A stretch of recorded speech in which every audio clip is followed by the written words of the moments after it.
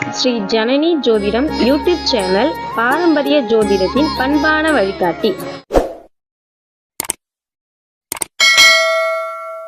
மதிப்பிற்குரிய என்னுடைய குருநாதர் ஜோதிட செம்மல் திரு ஏழுமலை ஐயா அவர்களுக்கு என்னுடைய முதற்கண் வணக்கம்.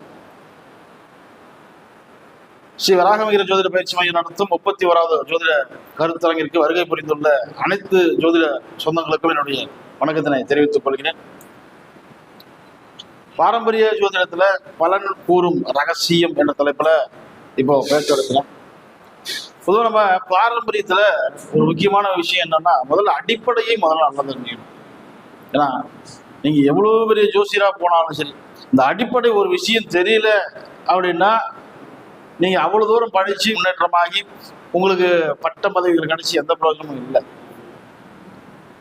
இதுக்கு என்ன அப்படின்னு பார்த்தீங்கன்னா, அடிப்படை என்ன அப்படின்னு பார்த்தீங்கன்னா, நட்சத்திர காரகத்துவம் இருக்கு. நட்சத்திரத்துல ஏகப்பட்ட பிரிவுகள் இருக்கு. சர நட்சத்திரம், சிர நட்சத்திரம், உபய நட்சத்திரம், ஆண் நட்சத்திரம், பெண் நட்சத்திரம், அலி நட்சத்திரம், அதே போல நட்சத்திரத்துடைய காரகத்துவம், இதெல்லாம் நிறைய பிரிவுகள். எந்தெந்த நட்சத்திர தோஷம் இருக்கு, எந்தெந்த நட்சத்திரத்துல யோகம் இருக்கு, அதுல எத்தனாம் பாதத்துல யோகம் இருக்கு, இப்படிலாம் நம்ம அடிப்படையை முதலில் கவனிக்காம பலன் சொன்னோம் அப்படின்னா, நம்ம எவ்வளவு பெரிய ஜோசியரா இருந்தாலும் எவ்வளவு பெரிய பெயர் புகழ் வாங்கினாலும் நீங்க சொல்லக்கூடிய பலன் தவறு. அதே போல கிரக காரகத்துவம் இருக்குது. இந்த நட்சத்திரத்துக்கு சின்னம்லாம் ஒதுக்கியிருப்பாங்க. அந்த சின்னம் ரொம்ப முக்கியம். இந்த அஷ்ட நட்சத்திரம் எடுத்தீங்கன்னா கை சின்னம் கொடுத்துருப்பாங்க. ஒரு அம்மாவுக்கு திட்டக்குடியில அம்மா கூட படிச்ச அம்மா தான். அது அம்மா துலா லக்னம். சுக்கிரன் என்ன பண்ணுச்சுன்னா அஸ்த நட்சத்திரத்துல போய் நின்று போச்சு. அந்த சுக்கிர புத்தி நடைமுறைக்கு வந்துருச்சு. கையில் அடிபடுமா அப்படின்னா சைக்கிள் தான் ஓட்டிட்டு போயிருக்காங்க. சைக்கிள் ஓட்டிட்டு போய் ஏரிக்கரையில கீழே விழுந்து கை படிச்சிச்சு. அந்த அம்மா மறுபடியும் போன் பண்ணி கேட்கறாங்க, நீங்க எப்படி கையில் அடிபடுன்னு சொன்னீங்க? அப்பதான் சொன்னேன், உங்க நட்சத்திரத்துடைய அந்த சுக்கிரன் என்ன நட்சத்திரத்துடைய சின்னம் என்னன்னு பாருங்க, அப்ப தெரியும் அப்படின்னா. ஆமா, கை சின்னம் தான் கொடுத்துருக்காங்க, அதுதான் கையில் அடிப்படும். அதே போல ஒவ்வொரு ராசிக்கும் நமக்கு தெரியாத காரகத்துவம் இன்னும் நிறைய இருக்கு. பழைய நூல்கள்ல, ஜோதிட நூல்கள்ல பாத்தீங்கன்னா நமக்கு தெரியாத காரகத்துவம் நிறைய இருக்கு. கும்பராசி நம்ம என்ன சொல்லுவோம்?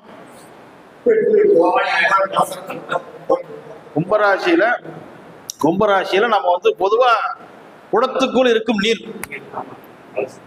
கலசம், அது ஒரு ஆன்மீக ராசி. ஆனா பழைய ஜோதிட நூல் என்ன கொடுத்துருக்காங்க, கும்பராசி கிணறுன்னு கொடுத்துருக்காங்க. ஆனா அந்த தண்ணி வெளியே எங்கேயும் போகாது. இப்ப ஆறுனா ஓடி போயிடும், ஏரினா ரொம்ப வெளியே போயிடும். கிணறு என்ன பண்ணும், அங்கேதான் நிற்கும். அந்த தண்ணி இவங்களா எடுத்து வயலுக்கு பாய்ச்சினா மட்டும்தான், இல்லைன்னா அந்த கிணத்துக்குள்ளாரே இருக்கு. அந்த கும்பராசி கிணறு. ஒரு சம்பவம் ஒன்று நடந்துச்சு. இவன் ஏன் போய் கிணத்துல விழுந்து இறந்தான் அப்படின்னு தேடுறேன். தேடும் போது பாவக ரத்னா காரகம் அப்படின்ற ஒரு ஜோதிட நூலை கொடுத்தாரு. கும்பராசி கிணறு. ஆமா, அது எப்படின்னு பாத்தீங்கன்னா, அந்த பையன் ஒரு சிறுவன் தான். அவனுடைய லக்னம் மீன லக்னம், லக்னாதிபதி 12ல கும்பத்துல உட்காந்துருக்கு. இங்க அஷ்டமாதிபதி புத்தி நடக்குது. அஷ்டமாதிபதி புத்தி இங்க மிதுனத்துல நின்று புத்தி நடத்துது. புத்தி நடத்தும் போது இந்த குருவுக்கும் சுக்கிரனுக்கும் தொடர்பு வரும். ஏன்னா 1-5-9 இருக்காங்க. குருவும் சுக்கிரனும் 1-5-9 இருக்கிறாங்க. இங்க கும்பத்துல குரு இருக்காரு, அங்க மிதுனத்துல சுக்கிரன் இருக்காரு. அங்க சுக்கிர புத்தி நடக்குது. அது சுக்கிரன் நேரம்னா மீன லக்னத்துக்கு 3-8 கூடியவர் ஆயுள் ஸ்தானாதிபதி. அப்ப இந்த சுக்கிர புத்தி நடக்கும்போது என்னன்னா, கூட வந்து ஒரு பையனை கூட்டிட்டு போய் விளையாட போய் கிணத்துல விழுந்து இறந்தாரு. ஏன்னா 3ஆம் இடம் இருக்கிறது கூடவே இருக்கிற ஆளு. அது சொன்ன நான், கூட ஒரு பையன் போயிருப்பான் அப்படின்னு. எங்க சொந்தக்கார பையன் தான் போனான்.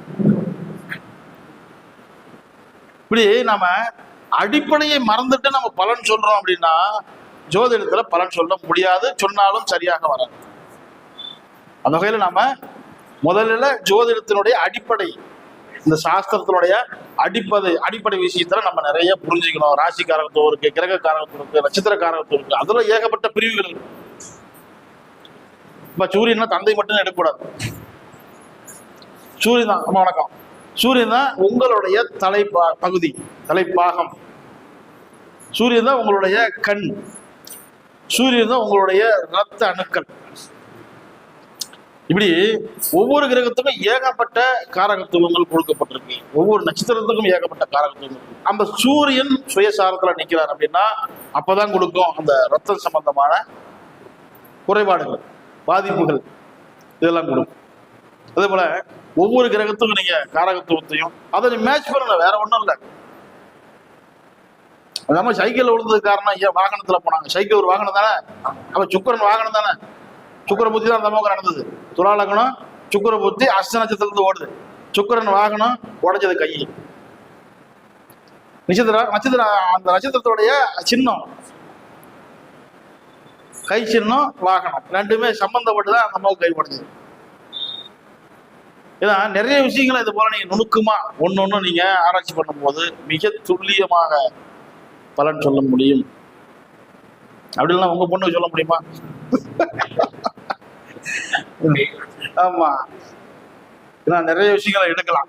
சரிங்க, இதுல முதல்ல நம்ம இப்ப பழைய காலத்து ஜாதகத்துல பாத்தீங்கன்னா டைம் இருக்காது, பிறந்த நேரத்தை எழுத மாட்டாங்க. நாளிகை, சூரிய உதயத்திலிருந்து உதயாதி நாளிகை. அப்ப ஒரு நாளிகை எத்தனை மணி நேரங்கய்யா?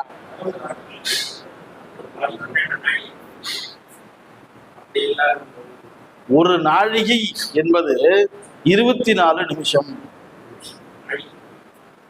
2.5 நாழிகை சேர்ந்ததான் அங்க 1 மணி நேரம். ஏன்னா இதுல நீங்க இன்னும் நிறைய புரிஞ்சுக்கணும். பழைய ஜாதகத்தை எடுத்தீங்கன்னா அங்க பிறந்த நேரத்தை போட மாட்டாங்க, நாளைக்கு தான் இருக்கும். ஆமா, இல்ல நீங்க இன்னும் தெளிவா நிறைய தெரிஞ்சுக்க வேண்டிய விஷயங்களா இருக்கு.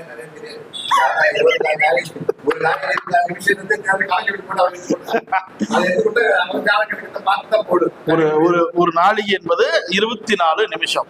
அப்ப அந்த 2.5 நாழிகை சேர்ந்தாதான் 1 மணி நேரம். மொத்தம் 60 நாழிகை சேர்ந்ததான் ஒரு நாள், 24 மணி நேரம். அப்ப ஒரு லக்னம் என்பது எத்தனை நாழிகைங்க? 5 நாழிகை சேர்ந்தாதான் ஒரு லக்னம். 2.5 நாழிகைன்றது 1 மணி நேரம், 5 நாழிகைன்றது 2 மணி நேரம். இந்த 2 மணி நேரம் சேர்ந்ததுதான் ஒரு லக்னம். ஆமா, அப்போ நீங்க எளிமையா நீங்க புரிஞ்சுக்கலாம். லக்னம், இந்த குழந்தை எத்தனை மணிக்கு பிறந்தது, காலையில சூரிய உதயத்தை எழுதியிருப்பாங்க. எந்த ஒரு ஜோசியரும் சூரிய உதயத்தை எழுதியிருப்பாங்க. அப்ப அந்த சூரிய உதயத்திலிருந்து குழந்தை எத்தனை நாழிகை கழிச்சு பிறந்திருக்கு? அப்ப 30 நாழிகையில பிறந்திருக்கு குழந்தை. 30 நாழிகையில் பிறக்கும்போது 6 5 30. அந்த சூரிய உதயம் எந்த லக்னத்துல ஆகுது? இன்னைக்கு என்ன மாசம்? இப்ப தை மாசம். இப்ப சூரியன் எங்க இருக்காரு? மகரத்துல. மகரத்துல இருந்து 6வது வீட்டுல லக்னத்தை போடும். 6 5 30 நாழிகை கழிச்சுதான் அந்த குழந்தை பிறகு. இப்படி நம்ம கணக்கெடுக்கும் போது நம்ம பிறந்த நேரம் இல்லைனாலும் நாழிகையை வச்சு துல்லியமாக நம்ம போட்டு டைம் போட்டு கணக்கு போட்டுலாம் இருக்க வேணாம். ஒரு லக்னம் 5 நாழிகை. சூரிய உதயம் அன்னைக்கு வந்து எத்தனை மணிக்கு ஆயிருக்கு, இது நாம கண் கூட பார்த்துடலாம். ஜாதகத்திலேயோ அல்லது பஞ்சாங்கத்திலேயோ பார்த்துடலாம். அப்ப அந்த சூரிய உதயத்திலிருந்து எத்தனை நாழிகை கழிச்சு குழந்தை பிறந்திருக்கு அதையும் எழுதுவாங்க. உதயாதி நாழிகை அப்படின்னு எழுதுவாங்க, உதயாதி மணின்னு எழுதுவாங்க. உதயாதி நாழிகையும் இருக்கணும், உதயாதி மணியும் இருக்கணும். உதயாதி மணின்றது விளக்கம் புரியுதா உங்களுக்கு?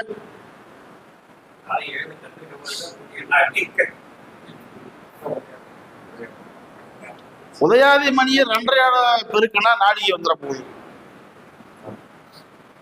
அப்ப உதயாதி மணின்றது சூரியன் எந்த நிமிஷத்துல உதயமாகுது. இப்போ ஒரு நாளைக்கு 6:30 மணிக்கு ஆகலாம், ஒரு சில காலத்துல 6 மணிக்கு ஆகலாம், ஒரு சில காலத்துல 5:45க்கும் சூரிய உதயம் ஆகலாம். அப்ப அந்த சூரிய உதயத்திலிருந்து எடுக்கப்பட்ட நேரம் சூரிய உதயாதி மணி. அப்போ சூரிய உதயத்திலிருந்து எத்தனை மணி நேரம் கழிச்சு அந்த குழந்தை பிறக்குது, இதுதான் சூரிய உதயாதி மணி. அப்ப அந்த சூரிய உதயத்திலிருந்து நம்ம கணக்கு பண்ணோம். 1 மணி நேரத்துக்கு கணக்கு பண்ணி வரும்போது இந்த குழந்தை எத்தனாவது மணியில் பிறந்துள்ளது, சூரிய உதயத்திலிருந்து. இதுதான் சூரிய உதயாதி மணி. அதை நீங்க 2.5 பெருக்கும்போது நாழிகை மாறிடும். ஏன்னா நிறைய விஷயம் நம்ம லக்னத்தை வந்து துல்லியமா தெளிவா கண்டுபிடிக்கணும் அப்படின்னா இது இது ரொம்ப ரொம்ப மிக மிக முக்கியம். அதே போல அவங்க பிறந்த இடம், மாவட்டம், வட்டம், மாவட்டம், பிறந்த இடம் இருந்தாதான் நமக்கு துல்லியமான லக்னம் கிடைக்கும். ஏன்னா என்கிட்ட நிறைய ஜாதகம் லக்னம் மாறி மாறியே வருது. 27 வயசுல ஒரு ஜாதகம் நேற்று முன்னாடி பார்க்குறேன், லக்னம் மாறி போச்சு. கடக லக்னம் போட்டிருக்காங்க, கடக லக்னத்துக்கு பலன் வரல.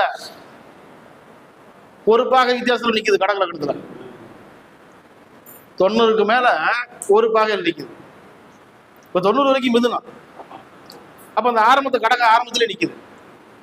5 நிமிஷம் குறைச்சா மிதுனத்துக்கு போகுது. அப்ப தெளிவா உட்கார வச்சு கேட்டேன். இப்போ மிதுன லக்னமா இருந்தா புதன் புத்தி நடைமுறையில் இருக்கு. இப்போ ஒரு கிட்டத்தட்ட 3-4 மாசமா ஓடிட்டு அந்த புதன் புத்தி. வண்டி வாகனம் வாங்குனீங்களா, மண்மனை வாங்கினீங்களா, வீடு கட்டினீங்களா, பைக் ஒன்று வாங்கிருக்கேன். அப்போ லக்னமே இங்க கடக லக்னமா போட்டு லக்னமே தப்பு. 27 வருஷமா ஒரு தவறான ஜாதகத்தை பார்த்துக்கிட்டு வர்றீங்க. அப்ப இதுக்கு முன்னாடி என்ன புத்தி ஓடிச்சு? புதன் புத்திக்கு முன்னாடி சனி புத்தி. இதுக்கு முன்னாடி புதன் புத்திக்கு முன்னாடி சனி புத்தி ஓடிச்சு. அப்ப மிதுன லக்னமா தான் என்ன கொடுத்துருக்கோம்? அந்த சனி வந்து 7ல நிக்குது. எப்பா நண்பர்களால பெண்களால அசிங்க அவமானத்தை சந்திச்சியா? எல்லாம் நடந்து முடிஞ்சு போச்சு. இது என்ன பண்ண அப்படியே கொண்டு போய் சிக்கல மாட்டி விட்டுருக்கணும். ஏன்னா 9ஆம் அதிபதி அவர் தானே மிதுன லக்னத்துக்கு.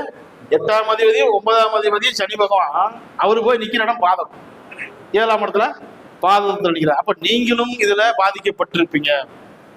கொடுத்து ஏமாந்துட்டோம். ஏன்னா நிறைய விஷயங்கள் இந்த லக்னம் ஒரே ஒரு டிகிரியில இல்ல கலையில மாறி போயிடுது.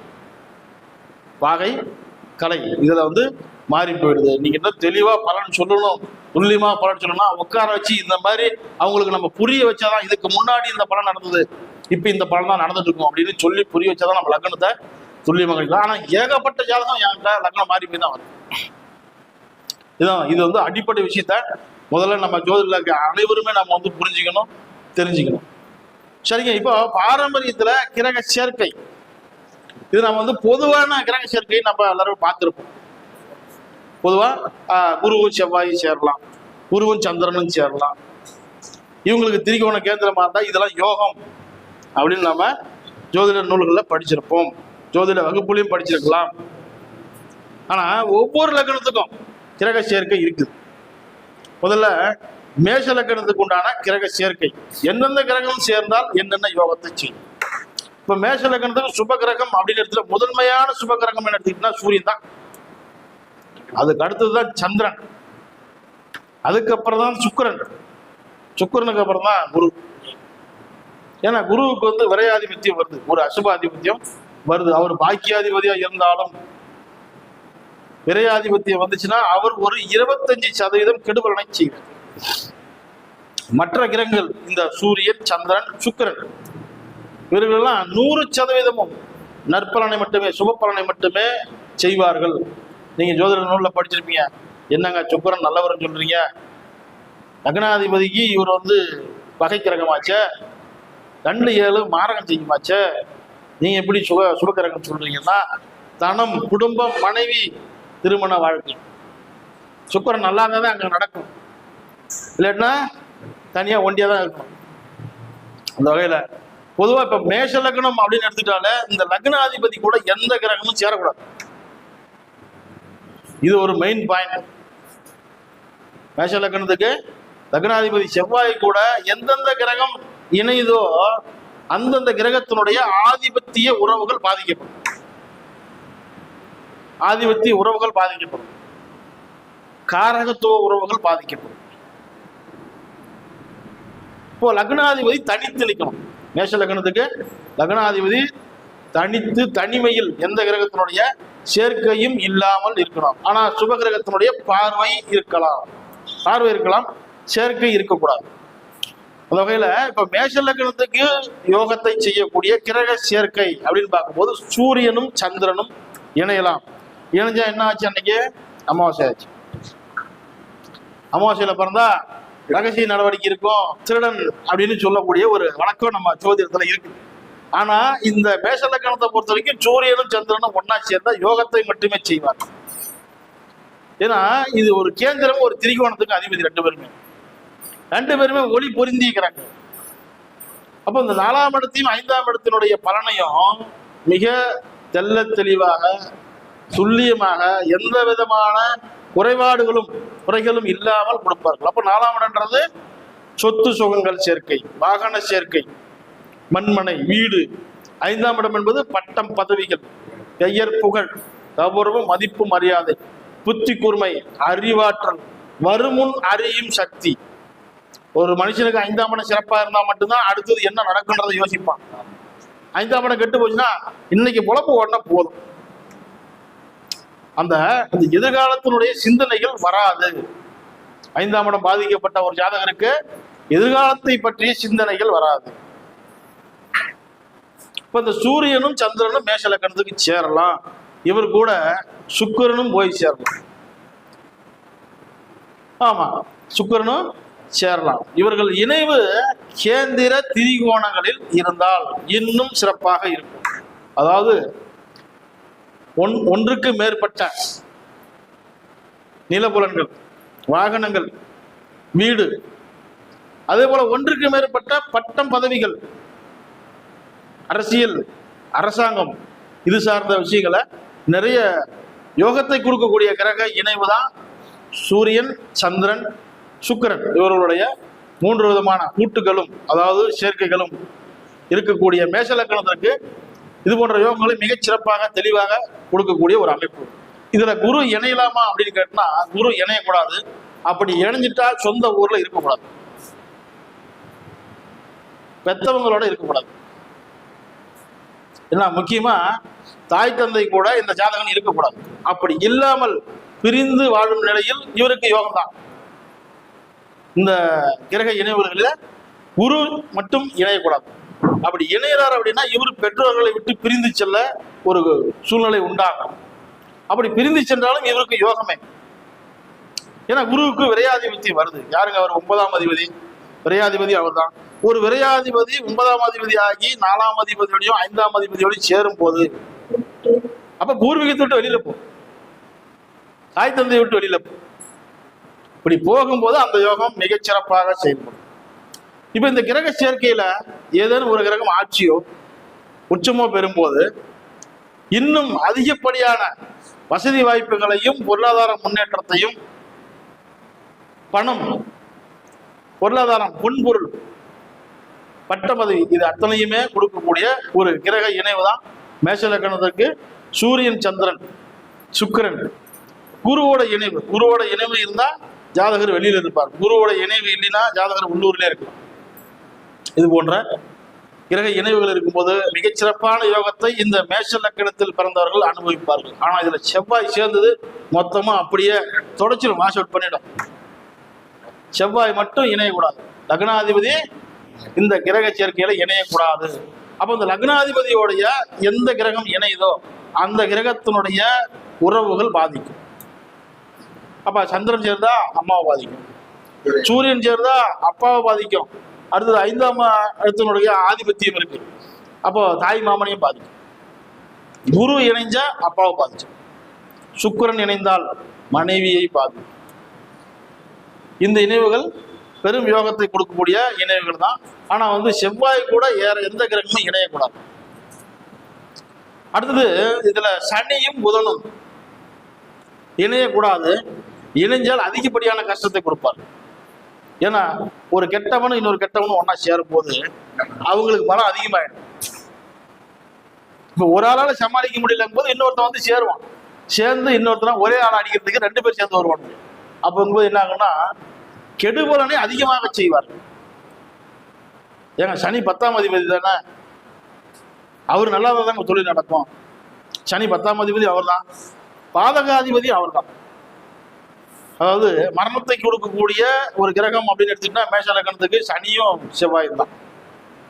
இந்த புதனும் சனியும் மேஷ லக்னத்துக்கு இணையும் போது அதிகப்படியான கஷ்டங்களையும், துன்பங்களையும், துயரங்களையும், வறுமை நிலையையும், கடன் சுமையையும், நோயின் தாக்கத்தையும் அதிகமாக இந்த மேஷ லக்னத்து ஜாதகர்களுக்கு கண்டிப்பாக கொடுப்பார்கள். மேற்சொன்ன அந்த சூரியன் சந்திரன் இணைவு, சுக்கிரன் இணைவு, இந்த இணைவுகளோட ராகு கேதுக்கள் இணையக்கூடாது. அப்படி இணைந்தால் அந்த யோகத்தை செய்யக்கூடிய யோக பலன்கள் அத்தனை அடிபட்டு போகும். ராகு கேது இணையக்கூடாது. ஏன்னா 2 கிரகமுமே ஒளி கிரகம். இந்த ராகு கேது என்பது இருள் கிரகம். அந்த ஒளியை இவர்கள் மறைத்து விடுவார்கள், அந்த யோகத்தை இவர்கள் தடுத்து விடுவார்கள். இது மேஷ லக்கணத்திற்கு உண்டான கிரக இணைவுகள். அடுத்து ரிஷப லக்னம். இந்த ரிஷப லக்னத்துக்கு நன்மை செய்யக்கூடிய கிரகம் பார்த்தீங்கன்னா புதனும் சனியும் தான். ஏன்னா நிறைய ஜோசியர்கள் இன்னும் எவ்வளவு சொன்னாலும் அதை வந்து ஏத்துக்க மாட்டாங்க, புரிஞ்சிக்க மாட்டாங்க, தெரிஞ்சிக்க மாட்டாங்க. ரிஷப லக்னத்துக்கு சனியை கொண்டு போய் பாதகாதிபதி.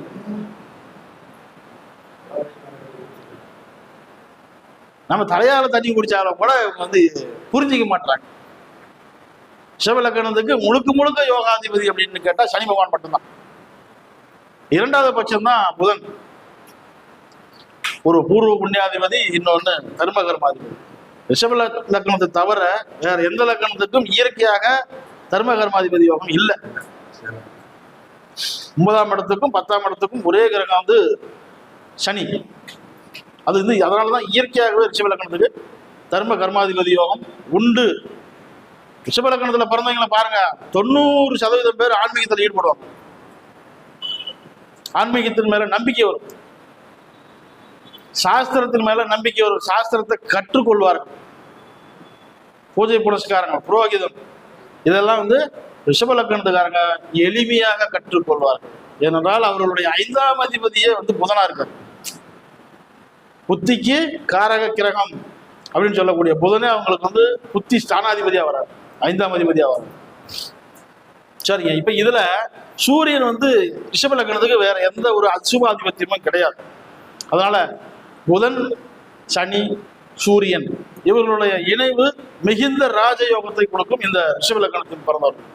ஆனா சூரியனோட இந்த 2 கிரகமும் இணையும் போது ஒரு குறிப்பிட்ட இடைவெளி வேண்டும். ரொம்ப நெருங்கி போச்சுன்னா அந்த 2 கிரகமும் அஸ்தங்கமாயிடும்.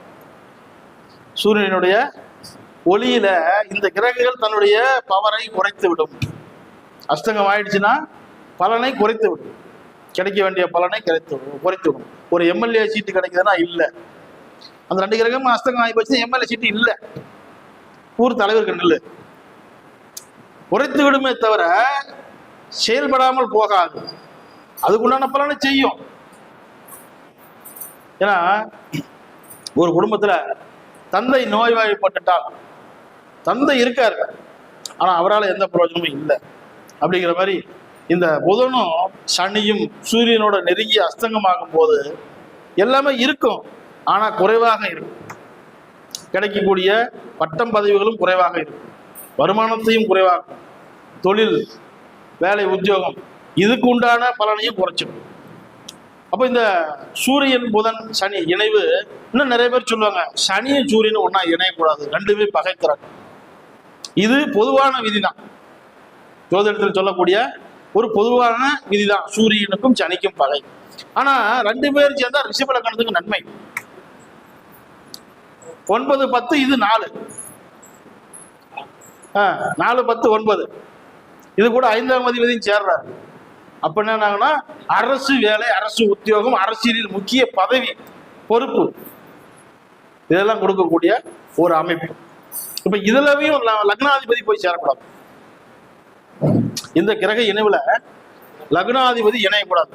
ரிஷப லக்னத்துக்கும் லக்னாதிபதி எந்த ஒரு கிரகத்தோடையும் இணையக்கூடாது. அப்படி இணைந்தால் எந்த கிரகம் இணைந்தோ அந்த கிரகத்தினுடைய ஆதிபத்தியம் காரகத்துவம் 2மே அடிபடும். இதனுடைய செவ்வாயோடைய இணையமும் வரக்கூடாது. செவ்வாய் விரையாதிபத்தியம் பெற்றதுனால செவ்வாயோடைய இணைவும் வரக்கூடாது, குருவுடைய இணைவும் வரக்கூடாது. அஷ்டமாதிபதி இருந்தால, ஆமா அஷ்டமாதிபதி இருந்தால அஷ்டமாதிபதியுடைய குருவுடைய இணைவும் இந்த புதன் சனி சூரியனுடைய இணைவுக்கு வரக்கூடாது. அப்படி இணைந்தால் இவருக்கு கிடைக்க வேண்டிய யோகங்கள் பங்கமாகிவிடும்.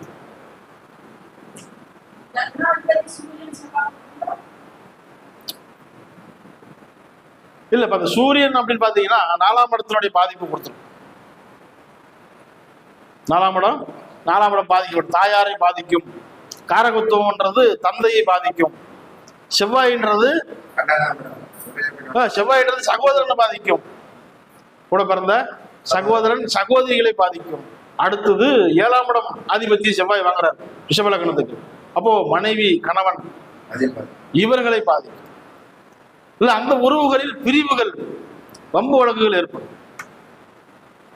இந்த ரிஷப லக்னத்துக்கு யோகத்தை செய்யக்கூடிய கிரக சேர்க்கை அப்படின்னு பார்க்கும்போது சூரியன், புதன், சனி, இந்த 3 கிரகங்கள் இணைஞ்சா மட்டும்தான் யோகத்தை கொடுக்கும்.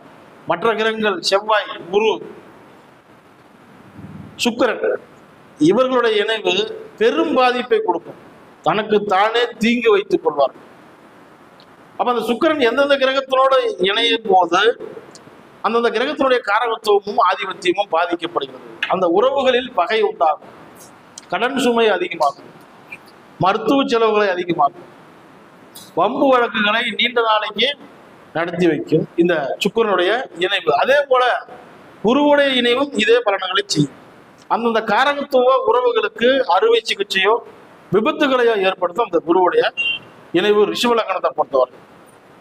அப்ப அந்த செவ்வாயுடைய இணைவு அப்படின்னு பார்க்கும்போது இது களத்திர தோஷத்தை ஏற்படுத்தும், திருமண வாழ்க்கையில சிக்கல்களை உருவாக்கும், கணவன் மனைவி பிரிவை ஏற்படுத்தும்.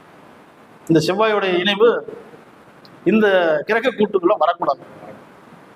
அடுத்து மிதுன லக்னம். இப்போ மிதுன லக்னத்தை பொறுத்த வரைக்கும் நன்மை செய்யக்கூடிய கிரகம் அப்படின்னு பார்க்கும்போது புதன் லக்னாதிபதி, 4ஆம் அதிபதி. இவருடைய கூட சேரக்கூடிய கிரகம் பார்த்தீங்கன்னா சந்திரன் மட்டும்தான் சேரலாம், வேற எந்த கிரகமும் சேரக்கூடாது. ஏன்னா மீதி எல்லா கிரகத்துக்குமே ஒரு அசுபாதிபத்தியம் வரும். ஆமா, ஏங்க சந்திரனுக்கும் புதனுக்கும் பகைதானாங்க. லக்னம் அதாவது கிரக ரீதியா பகைதான், ஆனா லக்ன ரீதியா பார்க்கும்போது 2ஆம் இடத்து அதிபதி அவர் தான். ஆமா, அவர் நல்லாதான் குடும்பம், வருமானம், பொருளாதாரம், உங்களுடைய சொல்வாக்கு, செல்வாக்குலாம் சந்திரன் நல்ல நிலைமையில் இருக்கும். இந்த புதனோட சந்திரன் இணையலாமான்னா கண்டிப்பாக இணையலாம். இந்த புதனுக்கு யோகத்தை கொடுக்கக்கூடிய கிரகம் அப்படின்னு பாத்தீங்கன்னா ஒண்ணு சுக்கிரன் யோகத்தை கொடுப்பாரு, இன்னொன்னு குருவும் யோகத்தை கொடுப்பாரு. ஆனா இவங்க 2 பேரும் காலம் கனியும் வரை காத்திருந்து பழி வாங்கி விடுவார்கள்.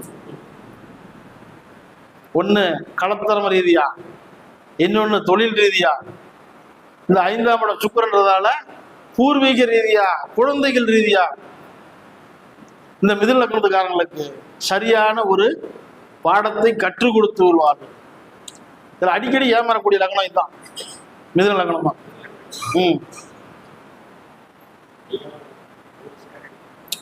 இதுல மிதுன லக்னத்தை பொறுத்த வரைக்கும் புதனும் சந்திரனும் இணைவு, கேந்திரம், திரிகோணம் இந்த இடத்துல இருந்தா மிகுந்த யோகம் தான்.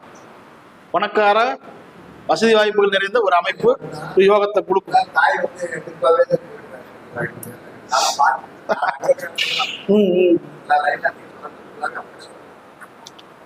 சரிங்க, இதுல அதிகமா பாதிக்கக்கூடிய கிரகம், பாதிப்பு கூட கொடுக்கக்கூடிய கிரகம் அப்படியே குருவும் சனியும் இணைந்தால் அதிகப்படியான பாதிப்புகளை கொடுக்கும். ஏங்க 9, 10 தர்ம கர்மாதிபதி யோகம் தானே, அந்த யோகம் செயல்படாது. அஷ்டமாதிபத்தியமும் பாதகாதிபத்தியமும் இருக்குது 2 பேத்துக்குமே. சனிக்கு அஷ்டமாதிபத்தியம் இருக்கு, குருவுக்கு பாதகாதிபத்தியம் இருக்கு. இவங்க 2 பேரும் ஒன்னா சேர்றாங்க அப்படின்னா மிக கடுமையான தோஷங்களை கொடுக்கும். எங்க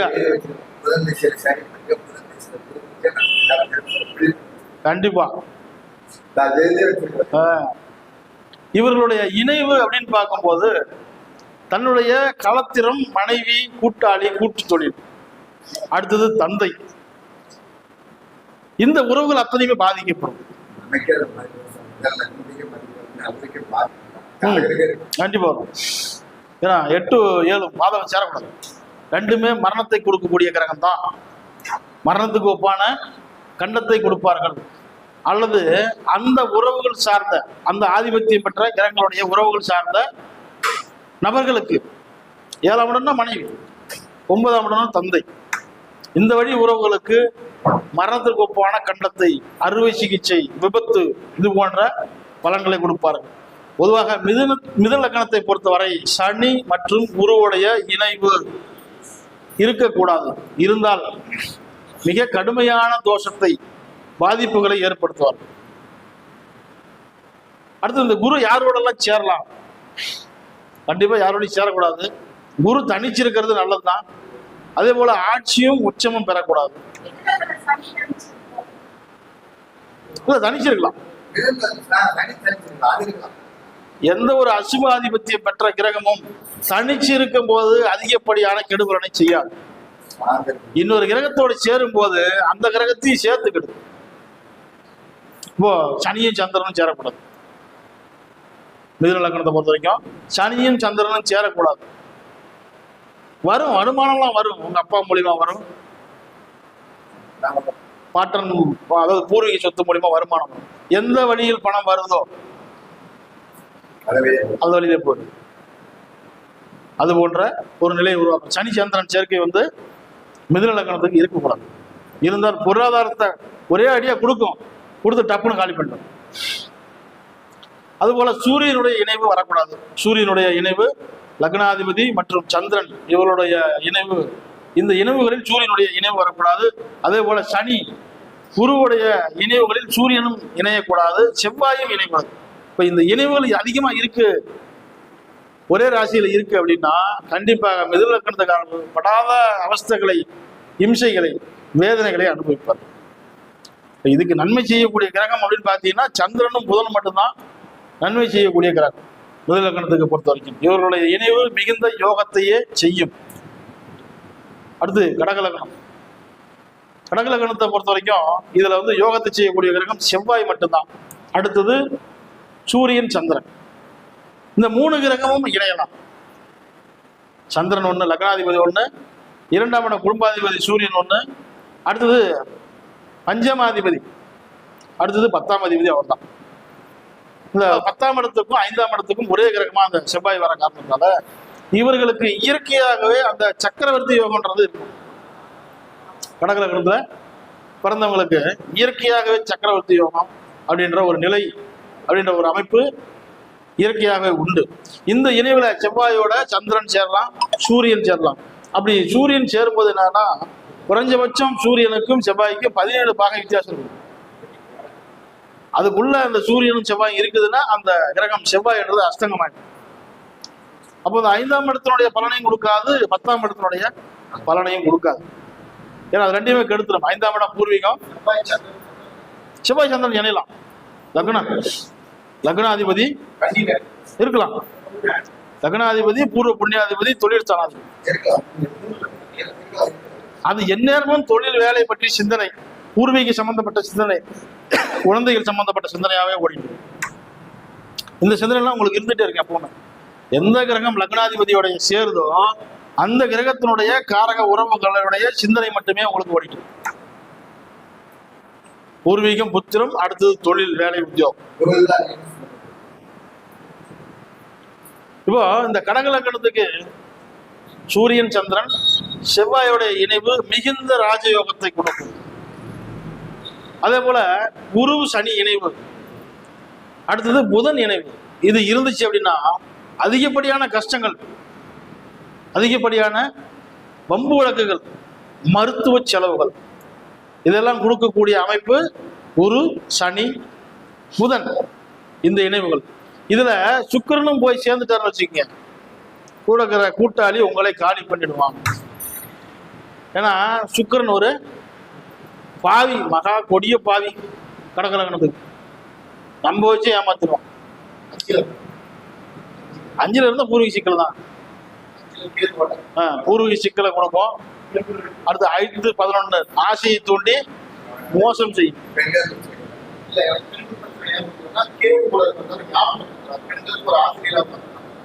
அப்ப என்ன பண்ணுவீங்க? கூட பிறந்தவங்களால கொஞ்சம் இம்சப்படுவாங்க. நட்பாலேயோ பெண்களாலேயோ வரலன்னா 11ஆம் இடம்ன்றது உங்க கூட பிறந்தவங்க, சகோதரன் வழியில, சகோதரி வழியில உங்களுக்கு இம்சைகளும், மன உளைச்சல்களும், மன வேதனைகளும். கடகலக்கணத்தை பொறுத்த வரைக்கும் சுக்கிரன் முழுக்க முழுக்க ஒரு பாவி. ஆனா ஒரு வகையில நல்ல பலனை செய்யும். வண்டி வாகனத்தை கொடுக்கும், மண்மனை கொடுத்துரும், இதெல்லாம் கொடுத்துரும். கொடுத்தாலுமே இப்ப பொதுவுல ஒரு வீடு கட்டுறீங்க, உங்க அண்ணன் தம்பிக்குள்ள பொதுவுல ஒரு வீடு கட்டுறீங்க, இது உங்க பூர்வீக சொத்தா கூட இருக்கலாம். அங்க 11ஆம் இடம்ன்றது யாரு? உங்களுடைய பங்காளிகள் வருவாங்க, சண்டைக்கு வருவாங்க. அந்த மாதிரி தான் பண்ணுவாங்க. உங்களுக்கு செவ்வாய் நல்லா இருந்துச்சுன்னா போதும், பூர்வீகத்துல சிக்கல் வராது. இருக்கலாம் கண்டிப்பா. அப்போ பூர்வீக சொத்து லக்னாதிபதி ஒன்னா சேர்ந்துருக்கு, செவ்வாயும் சந்திரனும் ஒன்னா சேரும் போது அந்த பூர்வீக சொத்து கிடைச்சிடும். அதனால இந்த கிரக கூட்டு இணைவுகள் அப்படிங்கும் போது கெடுபலனை அதிகமாக செய்வார்.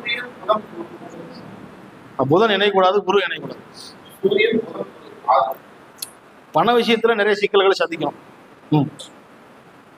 கூட இருக்கிறவங்கிட்ட பணம் கொடுப்பீங்க, அக்கம் பக்கத்து வீட்டார்கிட்ட பணம் கொடுப்பீங்க, ஆறாவிடுவோம்.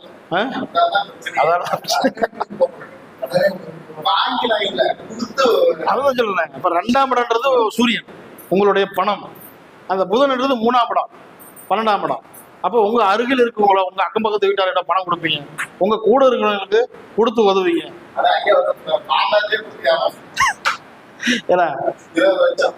அப்ப அப்புறம் 3ஆம் இடம்ன்றது மாமனார் தானே. 10ஆம் இடம் என்பது மாமியார், 3ஆம் இடம்ன்றது மாமனார். அப்ப எந்த வழி உறவு கிட்ட அந்த ஆதிபத்தியம் பெற்ற உறவு, அந்த கிரகத்தினுடைய காரகத்துவ உறவு, இந்த உறவுகள் தான் உங்களுக்கு சிக்கல் வரும், ஏமாற்றம் வரும். இதெல்லாம் கொஞ்சம் அந்த இது அமைப்பு இருக்கு, இந்த இணைவு இருக்குன்னா அந்த கிரகத்துக்கு உண்டான பரிகாரத்தை நீங்க பண்ணிக்கலாம். பெருமாள் வழிபாடு, இப்போ புதனுடைய இணைவு அப்படின்னா ஆமா பெருமாள் வழிபாடு பண்ணலாம். பச்சை நிறத்துல வஸ்திர தானம் கொடுக்கலாம்,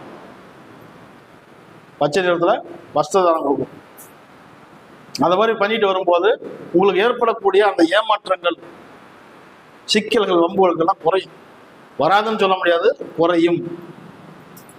அப்போ இந்த கடகலக்ன இலக்கணத்தை பொறுத்த வரைக்கும் சனி, குரு, சுக்கிரன், புதன் இவர்களுடைய இணைவு இருக்குது. ஒரு கிரகத்தினுடைய இணைவோ 2 கிரகத்தினுடைய இணைவோ இருக்குது அப்படின்னா மிகுந்த கெடுபலனை அதிகமாக செய்வார்கள். இவர்கள் தனித்து இருக்கும் போது பெரிய அளவுல பாதிப்பு வர்றாங்க. கடகலக்கணம் முழுக்க முழுக்க கெடுபலனை தான் செய்யும். சனி ஒரு கிரகமே உங்களுக்கு அஷ்டமாதிபதி வரும். கடகலக்கணத்துக்கு சனி அஷ்டமாதிபதி பலம் பெறக்கூடாது. எந்த ஒரு ஜாதகத்திலுமே அஷ்டமாதிபதி பலம் பெற்றால் வாழ்க்கையில் கஷ்டங்களை அதிகமாக சந்திக்கும். இன்னைக்கு சனி உங்களுக்கு கோச்சாரத்துல 9 தான் இருக்கு. 9, லக்னம், 5 இந்த 3 இடமும் அடிபடும். இப்போ லக்னன்றது நீங்க உங்களுடைய பெயருக்கும் புகழுக்கும் களங்கத்தை உண்டாக்கும். உங்கள் மீது பழிச்சொல், கெட்ட பெயர் வரும். 5ஆம் இடம் என்பது உங்களுடைய குழந்தைகள், பூர்வீகம், தாய் வழி, மாமன். இந்த வழியில பாதிப்புகளை கொடுக்கக்கூடிய நேரம் தான் இப்போ உங்களுக்கு ஓடிடுது. அந்த சனி மீனத்துல இருக்கிற வரைக்கும் இது நடக்கும். சரிங்கய்யா, டைம் ஓவர். கடக லக்னத்தோட எடுத்துக்கலாம். அடுத்த பதிவுல மீதமுள்ள லக்னத்தை பார்க்கலாம். நன்றி, வணக்கம்.